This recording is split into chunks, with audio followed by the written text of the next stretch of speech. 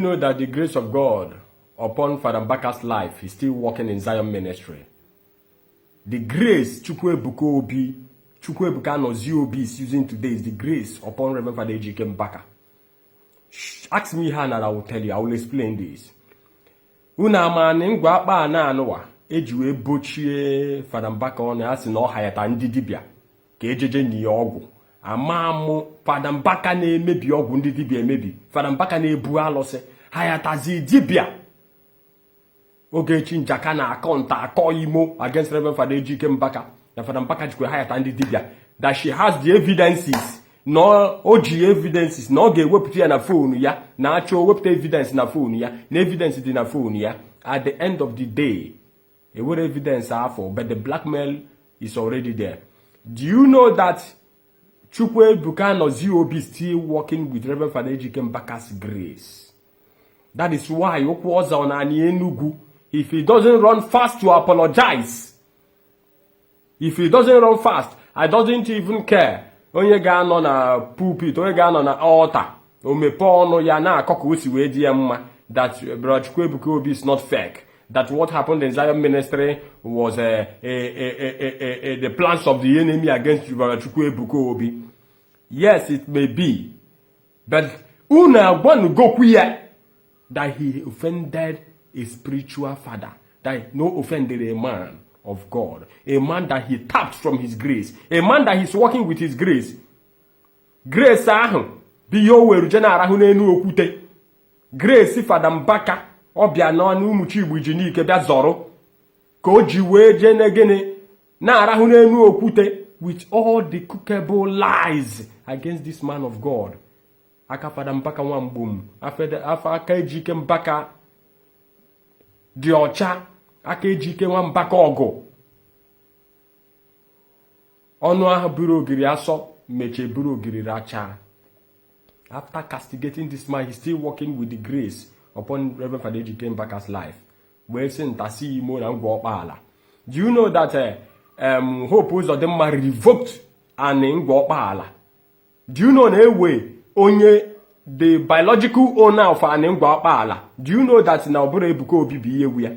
Do you know that that land Abro state government that land, as I speak to you now, they are courts. An Ngwokpala, they are courts. As I speak to you now, which might be revoked any moment from now if care is not taken. The hope is that the governor Tabre no governor forever. No, he might revoke that property with the power of incumbency. Due to no man on oku, where they are making ye Ebuka Obi. Gini we me up one or cheche. Onye we hear ugoro faka megene weria. Hope Uzodimma, by the prophecy of Reverend Father Ejike Mbaka, he was being installed in as the governor of Imo State. Hope Uzodimma, that the same altar. Ebuka Obi biazoko. Eba ha no metu ya ka lay hands on him. That altar ahụ na agbagote. O jiwe we picture ya nebe publicity ni no na-eme. Hope Uzodimma bịakwa na altar ahụ. Hope Uzodimma came to that altar. Hope Uzodimma stood on that altar. Hope Uzodimma wukwasara aka n'elu altar adoration. He made a vow, he made a promise na altar adoration. If he wins in court and be installed as the governor of Imo State, that this is what he will do for the God that answered his prayer, for the God of adoration ministry. He made that promise on the altar of adoration. And after he won the election, he was being sworn in as the governor of Imo State. He stopped picking the call of Reverend Father Ejike Mbaka. Suddenly, Reverend Father Ejike Mbaka became his enemy. Suddenly, he stopped picking calls. Suddenly, he turned against Reverend Father Ejike Mbaka. Ebuka Obi, Obro Father Mbaka, Hope Uzodimma could have not been the governor of Imo State. Obro Father Mbaka, through Hope Uzodimma, revoke. Do you know that that land is being revoked? The book of Chronicles said, if my people, which are called by my name, shall humble themselves and seek the face of God and turn away from their wicked ways, that him Jehovah will heal their land. We buni ge wepu pride in imegi. Wepụ okwu na ejelọsụrụ gị ejelọsụrụ gị. Wepụ okwu na a na-afụrụ gị ụfụ anya. Wepụ okwu na ịbụ karịsịa. Wepụ okwu that because you are getting more greater and more bigger. No yawa ka eji wee na-ejelọsụ gị. Ekwu okwu na-eme gịnị na-egbu okenye. Anụ gburu nwata. If you can humble yourself and seek the face of God and turn away from all these people that is misleading you, all these your followers, all these members that is telling you na ibu ga-ebu, na ibu nwa, na iji egwu, na ibu oversize ndị amụma, na ga-eje n'ebe ọbụla, that you should not apologize. Ime ngwa ngwa ime around that.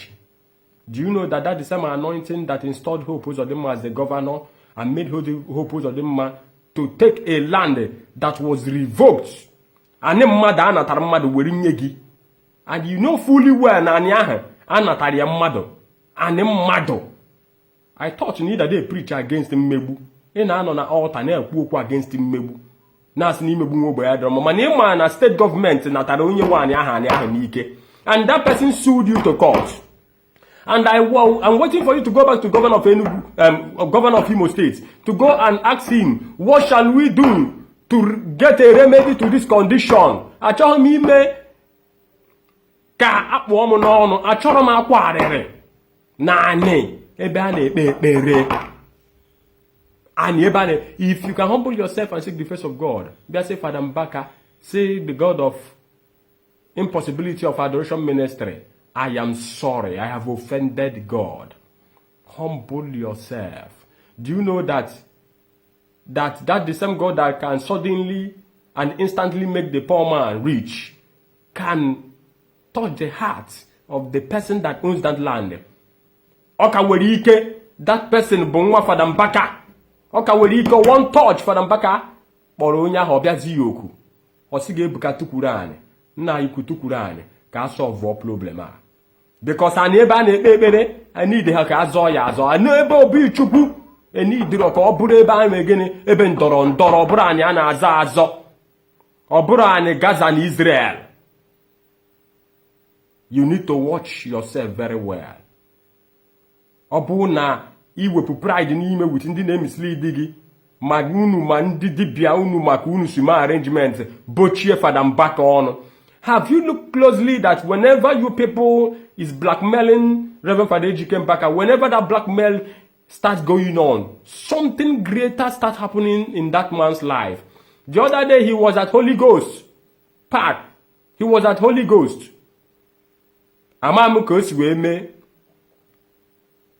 His vehicle was being clamped. No committed offense. Immediately he wind down his glass. They saw him. Church Obasa. The crowd was from Holy Ghost to Yogui Road. Father Mbaka managed to escape.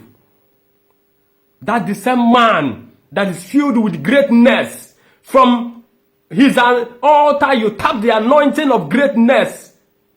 You tap the anointing of greatness. Father Mbaka crowd nowhere. After tapping the anointing of greatness, you went away as a prodigal son. Prodigal son even returned to his father. And you, where are you? Ever since Father Mbaka came back from monastery, till date, Ebuka Obi has not picked up his phone and called Father Mbaka. Ebuka Obi has not come. The man that he was defending, that he was saying that it is his father, this and that, the other one, the other one. And you came up with one allegation, I don't know where it came from, you and your governor, Ezioku and whatever, that it's because that the Peter Obi came to Zion ministry that you prayed for Peter Obi privately. Father Mbaka heard it and grew angry and picked up phone and called you and started warning you, start chastising you. Normally, if you were a good son and Peter Obi comes to you, you know the truth behind the problem between Peter Obi and Father Mbaka, and you were standing against the church concerning the monastery suspension. Peter Obi came, you started praying for Peter Obi. Instead to turn him back and tell him to go and know how he will make peace. He calls Father Mbaka his spiritual father. He said that he's a son and a friend to Father Mbaka. You welcomed Peter Obi.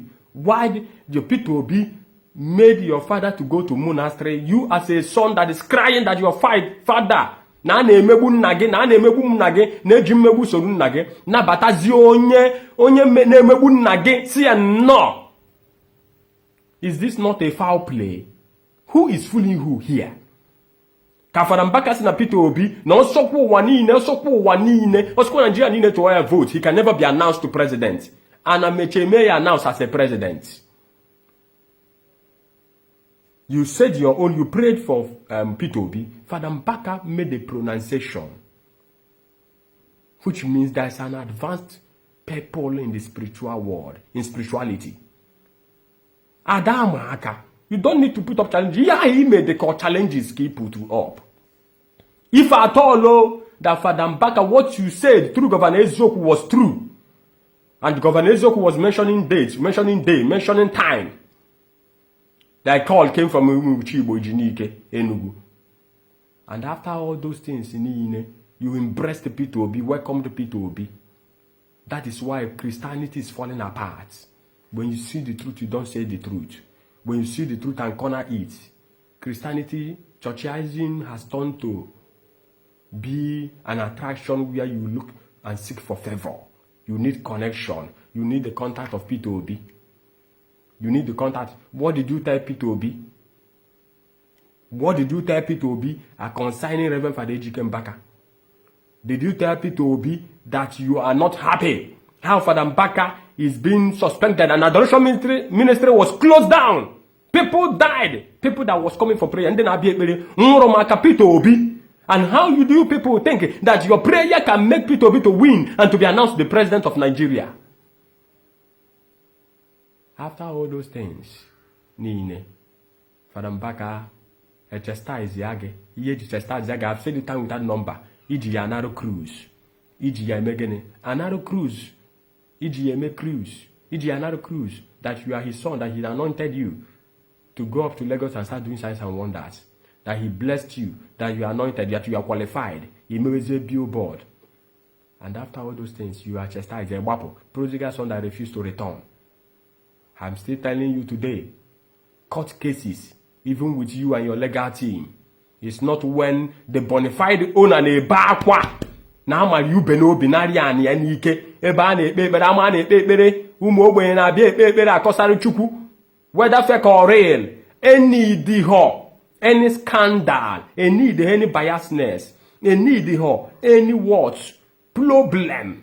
Chasing a revoke one, and then I have rehab nike. And this church hope put on my hope put on my catch altar adoration ministry. Altar adoration ministry is still there. Quite between Holy Spirit and hope put on them. It's between God and hope put on them. That is the same altar that you came and tap the anointing and tap the anointing of greatness. That is the same altar can hope put on them man. And you think that that is some altar that tap through grace that made you this great, the powerful God of adoration ministry. I just want to stop here for now. But when they extend this message to you, you should come and make peace and ask for forgiveness. Your sins will be forgiven. Thank you.